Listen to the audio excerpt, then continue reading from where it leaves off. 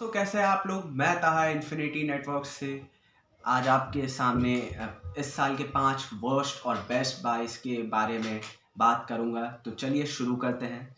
तो पहले हम इस वर्स्ट लिस्ट से शुरू करेंगे दोस्तों। तो दोस्तों जो इस साल के जो सबसे वर्स्ट बाइस में से एक थे वो थे कृष्णप्पा गौतम।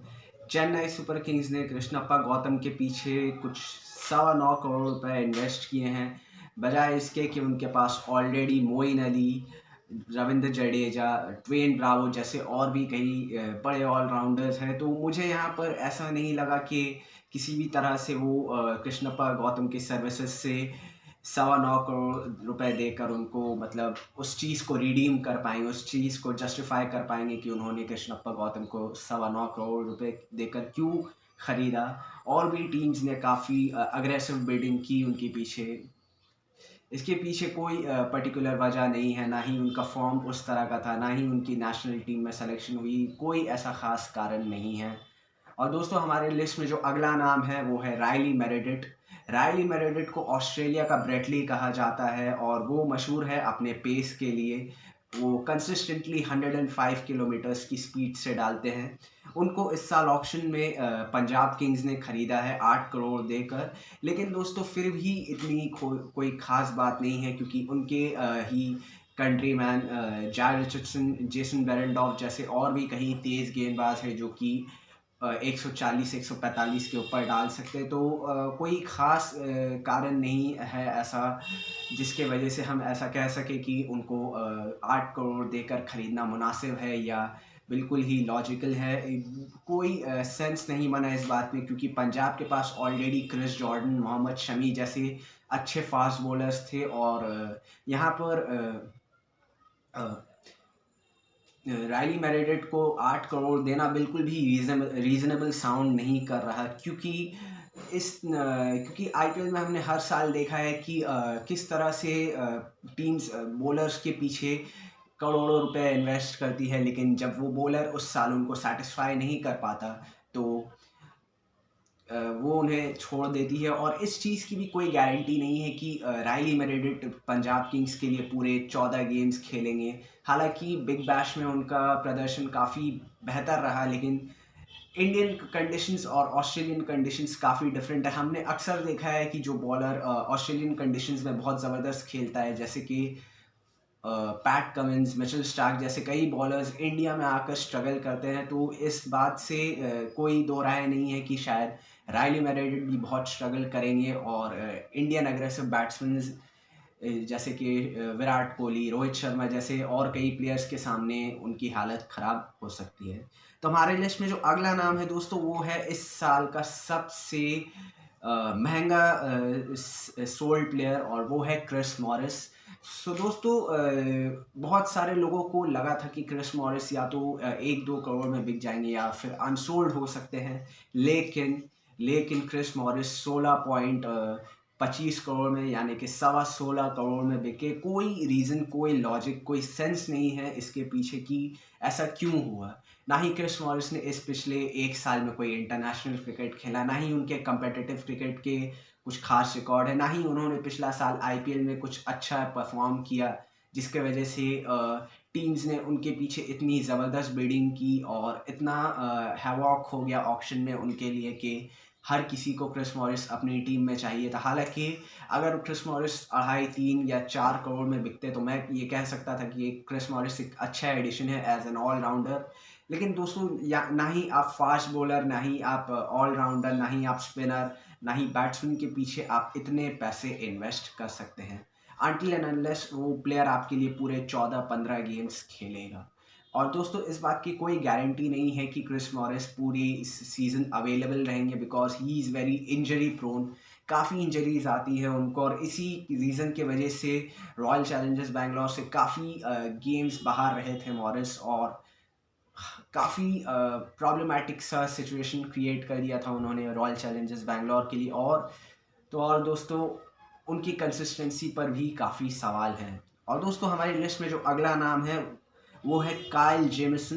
काइल जेमिसन दोस्तों न्यूजीलैंड के ऑलराउंड पेसर हैं, जो पिछले 1-2 साल से काफ़ी बज़ में है, काफ़ी न्यूज़ में है अपनी बेहतरीन परफॉर्मेंस के लिए, चाहे वो टेस्ट हो चाहे वो T20 हो। काइल जेमिसन बहुत ही अच्छा खेल रहे हैं इंटरनेशनल और डोमेस्टिक सर्किट में, लेकिन दोस्तों ये बिल्कुल भी इस चीज़ को जस्टिफाई नहीं करता है कि ऑक्शन में उनको 15 करोड़ देकर ख़रीदा है रॉयल चैलेंजर्स बैंगलोर ने, जो कि मशहूर है प्लेयर्स के प्राइस को हाइप करने के लिए, इन्फ्लेशनरी रेट की के तरह प्लेयर्स के प्राइस को बहुत ज़्यादा भगाती है रॉयल चैलेंजर्स बैंगलोर, इतना कि वो प्लेयर शायद उस साल का सबसे महंगा प्लेयर बन जाए। तो दोस्तों काइल जेमिसन इस साल के दूसरे सबसे महंगे खिलाड़ी हैं। उनको कुछ 15 करोड़ देकर रॉयल चैलेंजर्स बैंगलोर ने ख़रीदा है, जो कि बहुत ही इर्रीजनेबल साउंड करता है, जबकि वो जारेल रिचर्डसन जैसे, जेसन बेरेंडॉर्फ जैसे, मैट हेनरी जैसे और भी कई ज़बरदस्त प्लेयर थे। बहुत लोगों को लग रहा था कि रॉयल चैलेंजर्स बैंगलोर एक अच्छा ओपनर बैट्समैन खरीदेगी या फिर एक अच्छा ऑलराउंडर खरीदेगी या फिर किसी अच्छे लीड पेसर के पीछे इन्वेस्ट करेगी, लेकिन काइल जेमिसन बहुत ही हॉट एंड कोल्ड से साउंड कर रहे हैं यहाँ पर कि उनके पीछे इतना इन्वेस्ट करने का क्या कारण हो सकता है। रॉयल चैलेंजर्स बैंगलोर की टीम मैनेजमेंट ने ऐसा क्या फिगर आउट किया कि उन्होंने काइल जेमिसन को अपने टीम में ऐड किया। और दोस्तों इस लिस्ट का सबसे आखिरी नाम वर्स्ट 22 में जो है वो शायद आप भी गेस कर सकते हैं, शायद वो आपकी ज़बान पर ही है, और वो दोस्तों और कोई नहीं बल्कि ऑस्ट्रेलियन पिंच हिटर और middle order batsman Glenn Maxwell है। काफ़ी लोगों को इस साल लगा कि ग्लेन मैक्सवेल 2-3 करोड़ में शायद बिक जाए, या तो वो सिर्फ बेस प्राइस में ही अपने सोल्ड हो जाए या फिर 4-5 करोड़ में उनकी बिडिंग क्लोज हो जाए, लेकिन दोस्तों ग्लेन मैक्सवेल 14 करोड़ में बिके। कोई स्पेशल रीज़न नहीं है ऐसा इस बात को प्रूव करने के लिए कि ग्लेन मैक्सवेल 14 करोड़ में क्यों बिके, क्यों टीम्स ने उनके पीछे 14 करोड़ इन्वेस्ट किया। यहाँ तक कि night Riders, Chennai super Kings, बहुत सारी टीम्स ने बहुत ज़बरदस्त इंटरेस्ट दिखाया मैक्सवेल के पीछे। हालांकि बिडिंग्स बजट कम होने की वजह से कोई भी आगे प्रोसीड नहीं कर पाया। अगर बहुत सारी टीम्स की बजट ज़्यादा होती तो शायद मैक्सवेल की बिडिंग 20 करोड़ तक भाग सकती थी। सो मैक्सवेल को रॉयल चैलेंजर्स बैंगलोर ने 14 करोड़ देकर ख़रीदा है। ना ही मैक्सवेल की करंट फॉर्म इतनी ज़बरदस्त है कि रॉयल चैलेंजर्स बैंगलोर उन पर ट्रस्ट कर सके। ऑक्शन में और भी बेहतर प्लेयर्स मौजूद थे, जैसे कि Jason Roy, Alex Hales, David Malan, Martin Guptill, Shaun Marsh, लेकिन टीम्स ने इनके पीछे बिल्कुल भी इन्वेस्ट करना बेहतर नहीं समझा। लेकिन Glenn Maxwell, under form Glenn Maxwell, Chris Morris जैसे काफ़ी सारे प्लेयर्स को बहुत ज़्यादा बिडिंग मिली और ये लोग ऑक्शन के one of the most expensive players बन गए।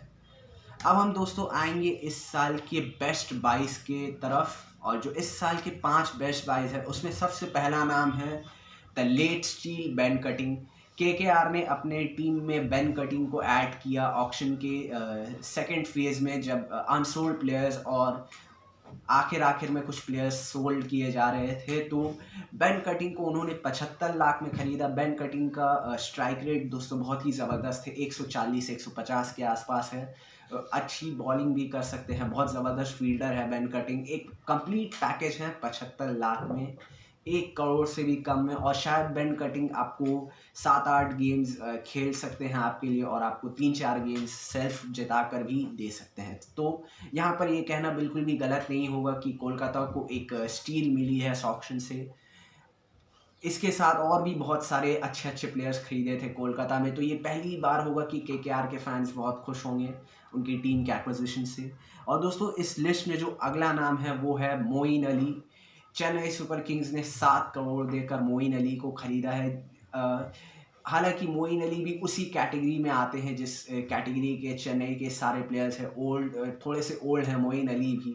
लेकिन दोस्तों मोइन अली एक बहुत ही एक्सप्लोसिव बैट्समैन, एक बहुत ही बेहतरीन ऑलराउंड स्पिनर हैं और बहुत ही बेहतरीन खिलाड़ी हैं। तो ये बहुत ही देखने लायक बात होगी कि चेन्नई सुपर किंग्स मोइन अली को किस तरह से इस्तेमाल करती है, किस तरह से उनके पीछे इस पैसे को इन्वेस्ट करने का क्या रीज़न हो सकता है चेन्नई का। क्या वो जडेजा के साथ मोइन अली को खिलाएगी, क्या उनका एक पार्टनरशिप क्रिएट होगा, क्या हमें एक नया फ्लेवर देखने को मिल सकता है सीएसके में। बहुत ही अनयूजुअल सा ऑक्शन रहा है ये बहुत सारी टीम्स के लिए, और सीएसके ने भी कुछ अलग अलग नाम के पीछे जाने की कोशिश की, लेकिन they ended up behind Moeen Ali को उन्होंने खरीदा 7 करोड़ देके। इस लिस्ट में जो अगला नाम है दोस्तों वो है शाकिब अल हसन। जी हाँ दोस्तों, केकेआर ने एक बार फिर शाकिब अल हसन को अपनी टीम में शामिल किया 3 करोड़ 20 लाख में। और काफ़ी सारी टीम्स ने ज़्यादा इंटरेस्ट नहीं दिखाया सिवाय केकेआर और पंजाब किंग्स शाकिब अल हसन के लिए थोड़ी सी बिडिंग वॉर में एंगेज हुई, लेकिन एट दी एंड केकेआर ने शाकिब अल हसन को ख़रीद लिया। और बाकी सारी टीम्स ने कुछ खास इंटरेस्ट नहीं दिखाया शाकिब के पीछे बिडिंग करने की। तो दोस्तों इसके पीछे कोई खास रीज़न नहीं है, और नाइट राइडर्स ने एक ट्रस्ट दिखाया है शाकिब के पीछे। उन्होंने अपने कोर को इंटैक्ट रखा है, और बाकी सारे प्लेयर्स भी सेम है नाइट राइडर्स के। तो एक हमें पुराना वाला केकेआर वापस देखने को मिल सकता है with Eoin Morgan, Shakib Al Hasan, Pat Cummins. काफ़ी सारे पुराने प्लेयर्स एक बार फिर इस टीम में नज़र आएंगे, और केकेआर का वो पुराना फ्लेवर हमें फिर से दिखेगा। तो दोस्तों हमें हमारी लिस्ट में जो अगला नाम है वो है T20 का number 1 batsman David Malan. Punjab Kings ने डेविड मलान को सिंगल बिड देकर खरीद लिया, 1.5 करोड़ की बेस प्राइस पर खरीदा। हालांकि ये बहुत ही चौंकाने वाली, बहुत ही शॉकिंग बात थी कि डेविड मलान सिर्फ एक सिंगल बिड में बिक गए। किसी ने उन पर पैसा इन्वेस्ट करना ज़रूरी नहीं समझा, किसी ने नहीं सोचा कि डेविड मलान एक बहुत ही अच्छे ऑप्शन रहेंगे उनकी ओपनिंग के लिए। बहुत सारी टीम्स को ओपनर की ज़रूरत थी, जैसे कि night Riders, royal Challengers Bangalore, Rajasthan Royals, Delhi Capitals. काफ़ी सारी टीम्स को एक अच्छे ओपनर की ज़रूरत थी, लेकिन किसी ने भी मलान के पीछे इन्वेस्ट करना ज़रूरी नहीं समझा। किंग्स 11 पंजाब ने, हालांकि यहाँ पर हमें लगता है कि वो उन्हें as a backup of Nicholas Pooran या फिर क्रिस गेल के बैकअप की तरह इस्तेमाल करेंगे, जस्ट इन केस दोनों में से कोई एक इंजर्ड होता है या फिर किसी भी रीज़न से स्पॉट से बाहर होता है, तो डेविड मलान को टीम में शामिल होने का मौका मिलेगा।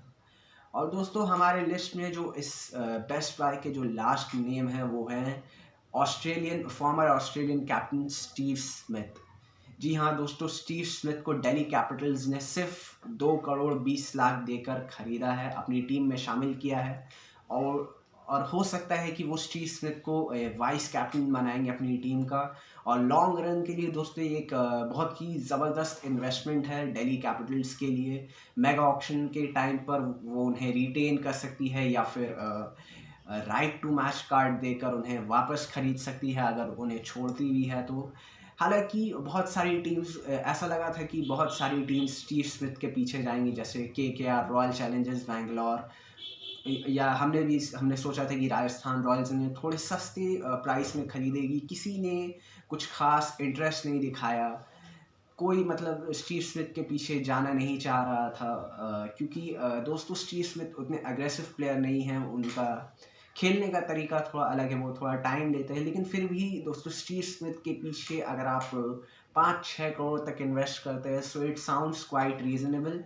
तो यहाँ पर 2 करोड़ 20 लाख में Steve Smith is a quite a steel for Delhi Capitals. किसी भी टीम ने कुछ खास इंटरेस्ट नहीं दिखाया स्टीव स्मिथ के पीछे जाने का। रॉयल चैलेंजर्स बैंगलोर एक बिड देकर पीछे हट गई 2 करोड़ के बेस प्राइस पर। रॉयल चैलेंजर्स बैंगलोर ने पहली बिड लगाई थी, और उसके बाद दिल्ली कैपिटल्स ने विनिंग बिड लगाई 2 करोड़ 20 लाख की, और बाकी टीम्स ने कोशिश भी नहीं की।